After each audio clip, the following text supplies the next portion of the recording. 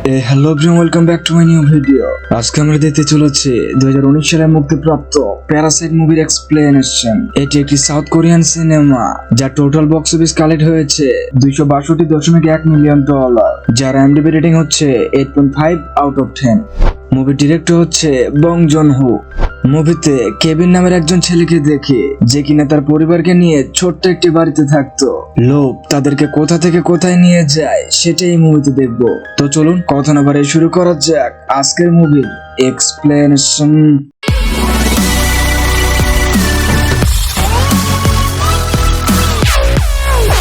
মুভিতে কেবিন তার বোন কিজান ও তার বাবা মায়ের সাথে থাকে। তারা মূলত পিৎজা বক্স তৈরি করত এবং সেগুলো বিক্রি করে কোনো মতো তাদের সংসার চলতো।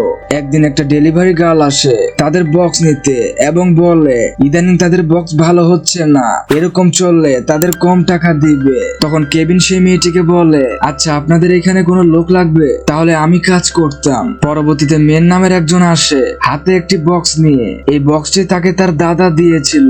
বক্সটির ভেতরে একটা পাথর দেখে কেবিন সেই পাথরটি রেখে দেয়। তারপরে মেন কেবিনকে বলে, তুমি তো একটা টিউশন করাতে পারো। কেবিন বলে, আমাকে টিউশন দিবে কে? তখন মেন ডাইহাই নামের একটা মেয়ের ছবি দেখায় এবং বলে, আমি তো বিদেশ চলে যাব, তুমি এই মেয়েটিকে ইংরেজি পড়াও, খুবই ধনী ঘরের মেয়ে। পরবর্তীতে কেবিনের বোন কিজান কেবিনকে কিছু নকল ডকুমেন্ট বানিয়ে দেয়, যেটা দেখিয়ে সে সেই বাড়ির মেয়েটাকে পড়াতে পারে। তারপর কেবিন তাদের বাড়িতে আসে। এটি আসলে অনেক বড় বাড়ি ছিল।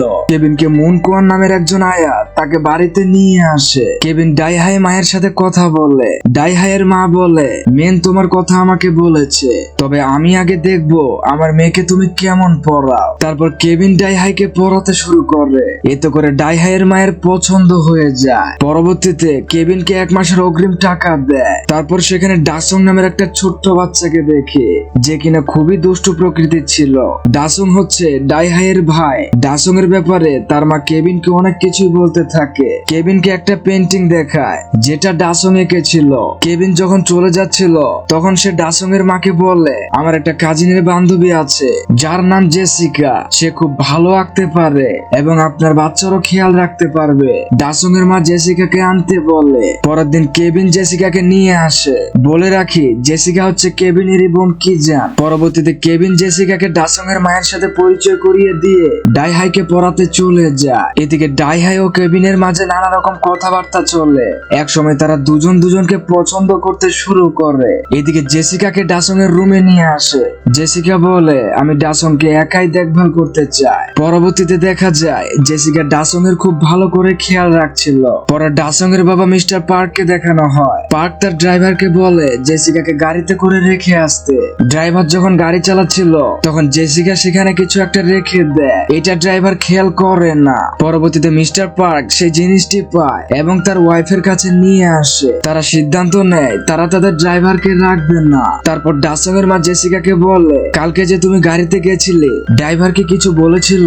জেসিকা বলে, কিছুই বলেনি। জেসিকা বলে, মিস্টার কিম নামে আমার একটা চাচা আছে যে কিনা 20 বছর ধরে গাড়ি চালায়। ডাসং এর মা বলে, তুমি মিস্টার পার্ককে ডাসং এর বাবার সাথে দেখা করতে বলো। এদিকে কেবিন তার বাবাকে গাড়ির ব্যাপারে সবকিছু শিখিয়ে দিচ্ছিল।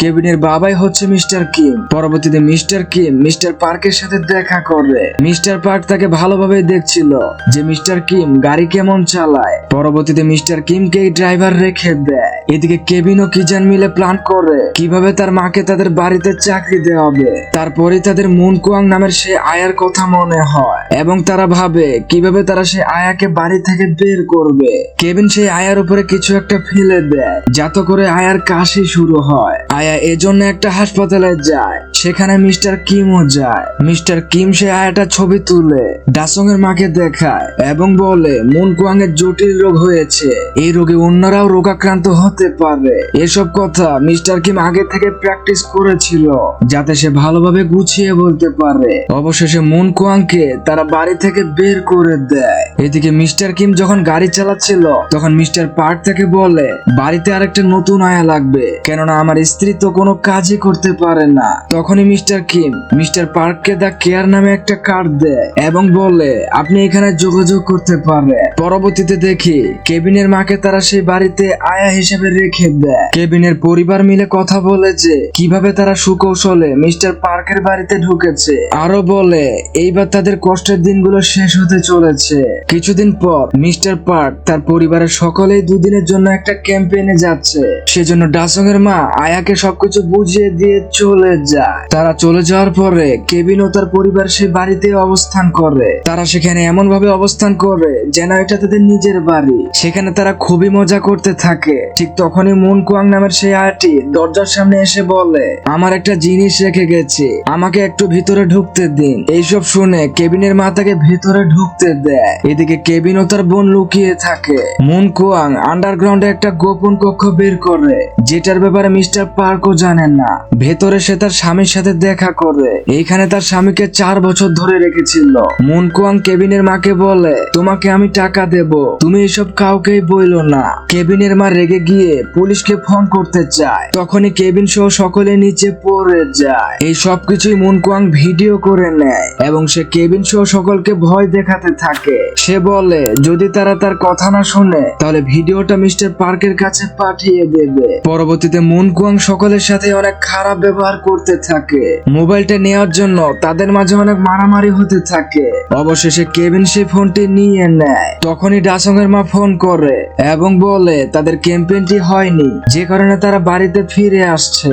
এটা শুনে সকলে তাড়াতাড়ি সবকিছু পরিষ্কার করতে থাকে। এদিকে কেবিনের বাবা মুন কুয়াং ও তার স্বামীকে সেই আন্ডারগ্রাউন্ডের ভেতরে বেঁধে রেখে দেয়। মিস্টার পার্কও সকলে চলে আসে, কিন্তু তারা কোনো কিছুই বুঝতে পারে না। রাত গভীর হলে কেবিন সহ সকলে সে বাড়ি থেকে বের হয়ে আসে। বাইরে প্রচন্ড রকমের বৃষ্টি হচ্ছিল। তারা যে এলাকায় থাকতো সেখানে এসে দেখে বৃষ্টিতে সবকিছুই প্রায় ডুবে গেছে।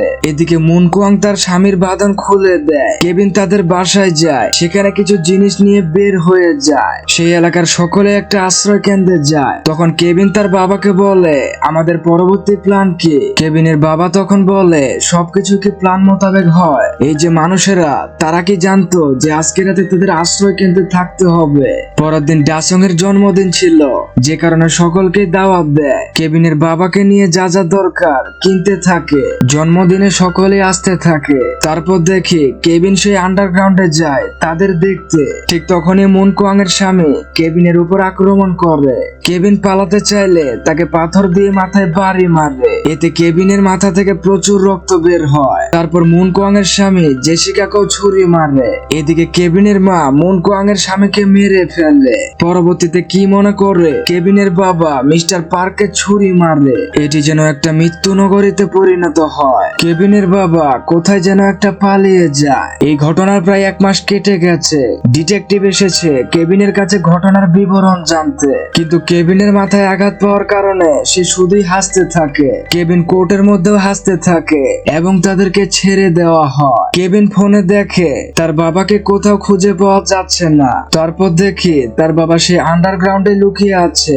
আর এখানে এই মুভিটি শেষ হয়ে যায়। একটা কথা বলে কখনোই লোভ করবেন না, কেননা লোভ ধ্বংস ছাড়া আর কিছুই ডেকে আনতে পারে না। আজ এ পর্যন্তই, দেখা হবে কোনো মুভির গল্প নিয়ে। ততদিন ভালো থাকুন, সুস্থ থাকুন।